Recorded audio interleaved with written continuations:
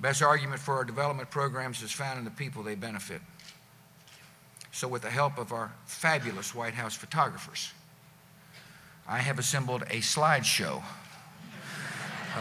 of images from our visit, and this morning it is my pleasure to share it with you.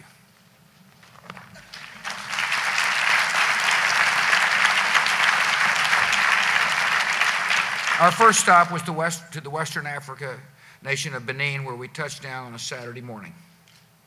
Benin is a vibrant democracy with a rich history. It has a wise and determined leader in President Yayi. I was proud to be the first sitting American president to visit the country. At the airport, we were greeted by women and children wearing traditional dress, and they were dancing and playing drums.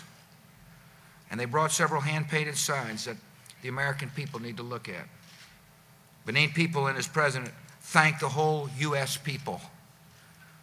Benin's people will remember forever. President Yayi and I had a productive meeting. He told me that the Malaria Initiative and our $307 million Millennium Challenge Compact are helping to alleviate poverty and save lives in his country. And I told him that America's support is a reflection of his commitment to govern justly and to tackle problems head on. I congratulated him on his effort to fight malaria, which apparently includes a National Awareness Day called George W. Bush Day. I pointed out to him that hadn't even happened in Texas.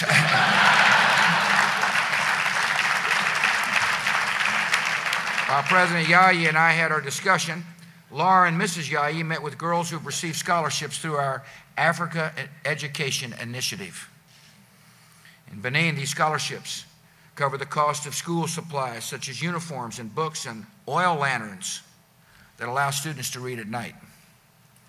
Many of these girls are the first in their family to complete primary school.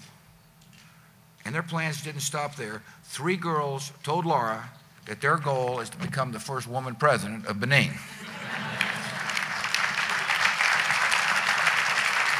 Laura and I left Benin impressed by the energy and determination of its people. Benin is an optimistic, it is a confident, and it is a capable nation, and it was a great place to begin our visit to Africa. Our next stop was Tanzania.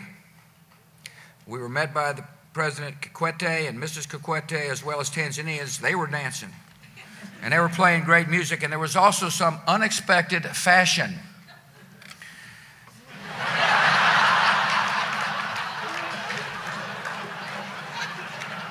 I thought the dresses were pretty stylish.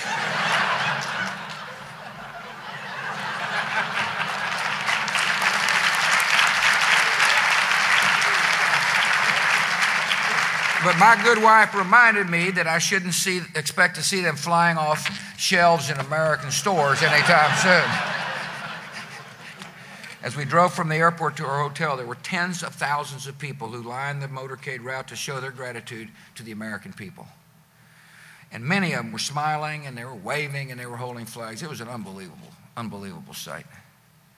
Sunday morning began with a meeting with President Kikwete at the State House. The president told me that relations between our nations are the best they have ever been. He said that America's support is helping Tanzania improve education and fight HIV/AIDS and dramatically reduce malaria. He gave me a memorable gift. Laura said we probably need another pet. A little worried that Barney might be slightly intimidated. Following our meeting, we signed the largest Millennium Challenge Compact in the history of the program. The $698 million agreement will support Tanzania's efforts to improve transportation and energy and its water supply. At a news conference, I called for Congress to reauthorize the emergency plan for AIDS relief, to maintain the principles that have made it a success, and to double our initial commitment to $30 billion over the next 5 years.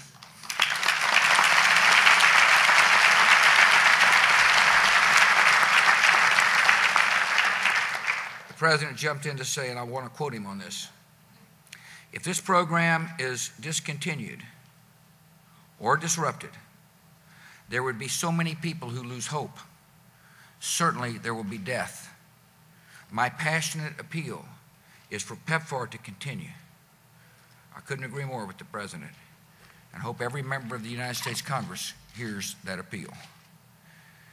They should also hear about the HIV/AIDS clinic at the Amana District Hospital, where Laura and I visited with the President and Mrs. Kikwete on Sunday afternoon. The clinic opened in 2004 with the support from PEPFAR. And two thoughts struck me on the visit. First, this program is saving lives. There are tangible results. When I visited Sub-Saharan Africa in 2003, 50,000 people were receiving medicine to treat HIV/AIDS. When I visited again last week, the number had grown to more than 1.3 million.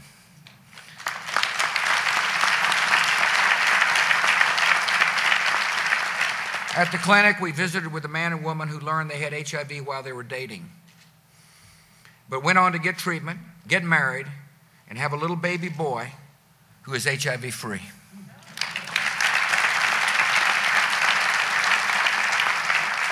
We saw many others who have new hope because of PEPFAR, including a 9-year-old girl who is HIV positive. She was smiling at the clinic with her grandmother because, sitting at the clinic with her grandmother because her mom and dad had died of AIDS. For the past year, Catholic Relief Services has been paying for the girl to receive treatment at the clinic. And I want to tell you what her grandmother said. As a Muslim, I never imagined that a Catholic group would help me like that. I am so grateful to the American people.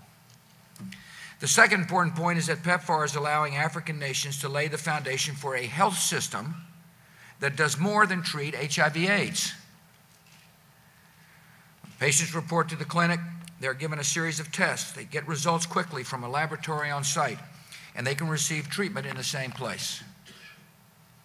I was struck by the devotion and the professionalism of the clinic staff.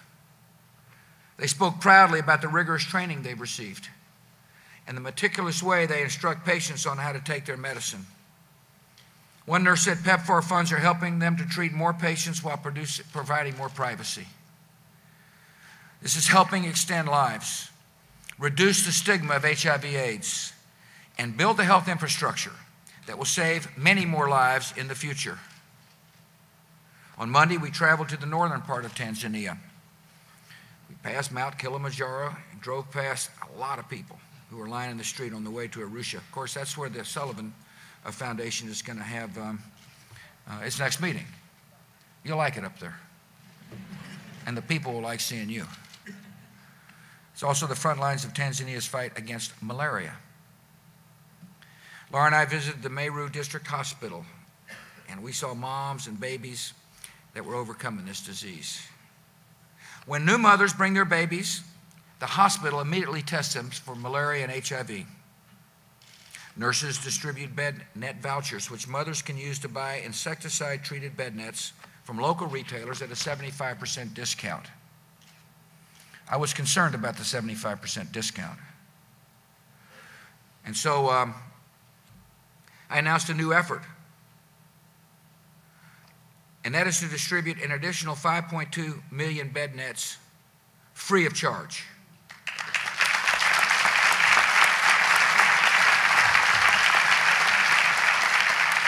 And that would be enough for every child in Tanzania between the ages of 1 and 5. It is irresponsible to sit on the sidelines knowing that young babies are needlessly dying across the continent of Africa and elsewhere.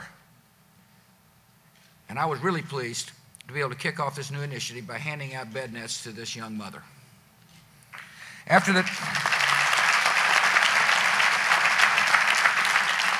So it made sense to go to the local factory where the bed nets are produced, called A to Z Textiles.